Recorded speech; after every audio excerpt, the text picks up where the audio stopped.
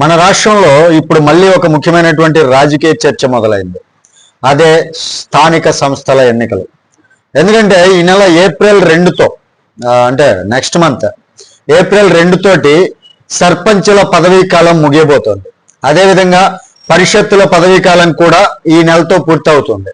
ఇక పట్టణ స్థానిక సంస్థలు అంటే మున్సిపాలిటీలు, నగరపాలక సంస్థల మేయర్లు, కార్పొరేటర్ల పదవీ కాలం కూడా ఈ ఏడాది నవంబర్తో ముగియబోతుంది. సాధారణంగా చూస్తే ఇప్పటికే రాష్ట్రంలో స్థానిక సంస్థల ఎన్నికలు నిర్వహించాల్సినటువంటి పరిస్థితి వచ్చింది. ఎందుకంటే ఎన్నికల సంఘం కూడా సిద్ధంగానే ఉంది. 2025 నవంబర్ నెలలోనే ఎన్నికల ప్రధానాధికారి నీలం షౌహనే రాష్ట్ర వ్యాప్తంగా ఉన్నటువంటి అన్ని జిల్లాల కలెక్టర్లకి ఒక సర్క్యులర్ అయితే పంపించారు. పోలింగ్ బూతులు సిద్ధం చేసుకోండి, ఓటర్ల జాబితాలు ఫైనల్ చేయండి, రాజకీయ పార్టీలతో మీటింగులు పెట్టండి అని చెప్పి ఒక జాబితా అయితే కలెక్టర్లకు పంపించడం జరిగింది.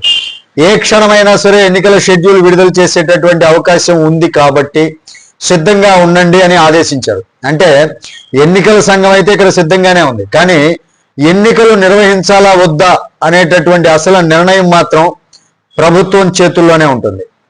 ఇక్కడే ఇప్పుడు రాజకీయ చర్చ మొదలవుతుందండి. ప్రభుత్వం చెబుతున్నటువంటి కారణం ఏంటంటే జనగణన పూర్తయిన తర్వాత స్థానిక సంస్థల ఎన్నికలు నిర్వహిస్తామని. ఎందుకంటే ఇప్పుడే ఎన్నికలు నిర్వహిస్తే ఇంకా 2011 జనాభా లెక్కల ఆధారంగా రిజర్వేషన్లు ఇవ్వాల్సి వస్తుంది. అప్పుడు కొన్ని చోట్ల రిజర్వేషన్లపై అభ్యంతరాలు వచ్చేటటువంటి అవకాశం ఉంది. మరో ముఖ్యమైనటువంటి విషయం ఏంటంటే డిలిమినేషన్ కూడా జరగాల్సి ఉంది. ఇప్పటికే కొత్త జనగణన ప్రక్రియ మొదలవుతోంది. అది 2027 నాటికి పూర్తవుతుంది అని ఒక అంచనా అయితే ఉంది. అందుకే జనగణన పూర్తయిన తర్వాత కొత్తగా డిలిమిటేషన్ చేసి రిజర్వేషన్లు ఖరారు చేసి ఎన్నికలకు వెళ్దాం అనేది ప్రభుత్వ ఆలోచన అన్నమాట. ఇక్కడ డీలిమిటేషన్ అనేది చాలా ఇంపార్టెంట్ అండి. ఇది అధికారికంగా ప్రభుత్వం చెబుతున్నటువంటి కారణం, కానీ గ్రౌండ్ లెవెల్ రాజకీయాలు మాత్రం పూర్తిగా వేరేలా కనిపిస్తున్నాయి. గ్రౌండ్ లెవెల్లో ఉన్నటువంటి అధికార పార్టీ క్యాడర్ మాత్రం ఇప్పుడే ఎన్నికలు జరగాలని కోరుకుంటున్నారు. ఎందుకంటే ప్రస్తుతం ప్రభుత్వం అధికారంలో ఉంది, ఇంకా 3 సంవత్సరాలకు పైగా పాలన అయితే మిగిలి ఉంది.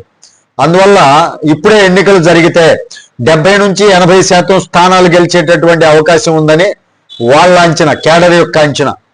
అలా గెలిస్తే గ్రామాల్లో, పట్టణాల్లో అధికార పార్టీకి పూర్తి ఆధిపత్యం వస్తుంది. అభివృద్ధి పనులు కూడా వేగంగా జరిగేటటువంటి అవకాశం ఉంటుంది అనేది వారి యొక్క వాదన. ఇక్కడ ఒక రాజకీయ చరిత్ర కూడా ఉందండి. గత 25 ఏళ్లలో చూసుకుంటే చంద్రబాబు నాయుడు గారి హయాంలో స్థానిక సంస్థల ఎన్నికలు ఒక్కసారి మాత్రమే జరిగాయి. అది 2001, 2022 సమయంలో. తర్వాత 2006లో ఎన్నికలు జరిగాయి. అప్పుడు వైఎస్ రాజశేఖర రెడ్డి గారి నాయకత్వంలో ప్రభుత్వం ఉంది. మళ్ళీ 2013, 2014 ఎన్నికలు జరిగేసరికి కాంగ్రెస్ అధికారంలో ఉంది. 2018లో ఎన్నికలు నిర్వహించే అవకాశం ఉన్నప్పటికీ అప్పుడు ముఖ్యమంత్రిగా ఉన్నటువంటి చంద్రబాబు గారు ముందుకు వెళ్ళలేదు. ఎందుకంటే అప్పటికే సార్వత్రిక ఎన్నికలకు సిద్ధమవుతున్నారు. ఆ సమయంలో స్థానిక ఎన్నికలు నిర్వహించాల్సినటువంటి అవసరం లేదని భావించారు. తర్వాత అధికారంలోకి వచ్చినటువంటి జగన్మోహన్ రెడ్డి గారి ప్రభుత్వం 2020, 2021లో స్థానిక సంస్థల ఎన్నికలు నిర్వహించింది. అయితే ఆ ఎన్నికలపై అప్పట్లో భారీ వివాదాలు కూడా వచ్చాయి. చాలా చోట్ల బలవంతపు ఏకగ్రీవాలు జరిగాయని, ప్రతిపక్ష అభ్యర్థులను బెదిరించారని, కొన్ని చోట్లయితే కిడ్నాప్ చేసి పోటీ నుంచి తప్పించారనే ఆరోపణలు కూడా వచ్చాయి. ఇప్పుడు అదే విషయాన్ని గుర్తు చేసుకుంటూ కూటమి పార్టీల్లో కొందరు కార్యకర్తలు ఒక మాట చెప్తున్నారండి. గతంలో వైసీపీ ఎలా చేసిందో ఇప్పుడు మేము కూడా అలాగే చేస్తే స్థానిక సంస్థలపై పూర్తి ఆధిపత్యం సాధించాలి అని. కానీ ఇక్కడే మరో సమస్య ఉంది. చంద్రబాబు గారు చాలా సున్నితమైనటువంటి రాజకీయ అంశాల్లో వెంటనే నిర్ణయాలు తీసుకోరనేటటువంటి విమర్శ కూడా ఉంది. అంటే కొన్ని విషయాల్లో సమయం తీసుకుంటారు, వాయిదాలు వేస్తారు, ప్రత్యేక అధికారులను నియమిస్తూ వ్యవస్థ నడిపిస్తారు. అందుకే ఆయన హయాంలో గతంలో స్థానిక సంస్థల ఎన్నికలు చాలా తక్కువ సార్లు జరిగాయని రాజకీయ విశ్లేషకులు అయితే చెప్తున్నారు. ఇప్పుడు మరో ముఖ్యమైనటువంటి సమస్య కూడా ఉంది. గ్రౌండ్ లెవెల్లో పనిచేసినటువంటి కార్యకర్తలకు ఇప్పటికీ నామినేటెడ్ పదవులు పూర్తిగా ఇవ్వలేదు.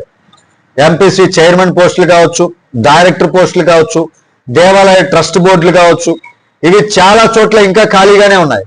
అధికారంలోకి వచ్చి దాదాపు 21 నెలలు పూర్తవుతున్నా ఇంకా సర్వేలు, వడపోతలు, IVRS అంటూ ఆలస్యం అవుతుందని క్యాడర్ అసంతృప్తి అయితే వ్యక్తం చేస్తోంది. దాంతో ఇప్పుడు ఒక పెద్ద ప్రశ్న అయితే వస్తుందండి. స్థానిక సంస్థల ఎన్నికలు కూడా లేకపోతే, నామినేటెడ్ పదవులు కూడా ఇవ్వకపోతే గ్రౌండ్ లెవెల్ నాయకులు రాజకీయంగా నిరుద్యోగులుగా మారిపోతారా? ఇదే విషయాన్ని చాలా మంది ఎమ్మెల్యేలు కూడా సీఎం సమావేశాల్లో ప్రస్తావిస్తున్నారనేది ఒక సమాచారం ఉంది. ఎందుకంటే ప్రభుత్వం ఇప్పటికే ఒక పెద్ద లక్ష్యం ప్రకటించింది. 2028 డిసెంబర్ నాటికి రాష్ట్ర వ్యాప్తంగా ప్రతి గ్రామంలో 100% రోడ్లు, ప్రతి ఇంటికి తాగునీరు అందిస్తామని.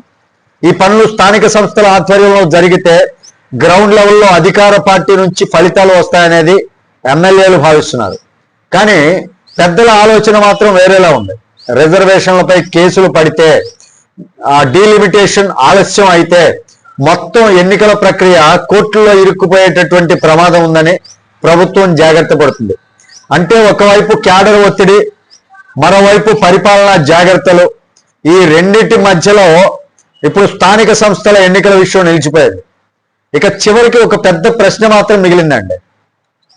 ఈసారి అయినా స్థానిక సంస్థల ఎన్నికలు జరుగుతాయా లేక మళ్ళీ వాయిదా పడతాయా? జరిగితే రాజకీయ సమీకరణలు మారిపోతాయి, జరగకపోతే మాత్రం మరోసారి ఒక విమర్శ వినిపించేటటువంటి అవకాశం ఉంది. చంద్రబాబు హయాంలో సంస్థల ఎన్నికలు జరగవు అనేటటువంటి అపవాదు అలాగే కంటిన్యూ అవుతుంది అనమాట. మరి ఈ విషయం పైన మీ విలువైనటువంటి అభిప్రాయాన్ని కామెంట్ రూపంలో తెలియజేయండి. వీడియో నచ్చితే లైక్ చేయండి, ఛానల్కి సబ్స్క్రైబ్ చేసుకోండి. Thank you.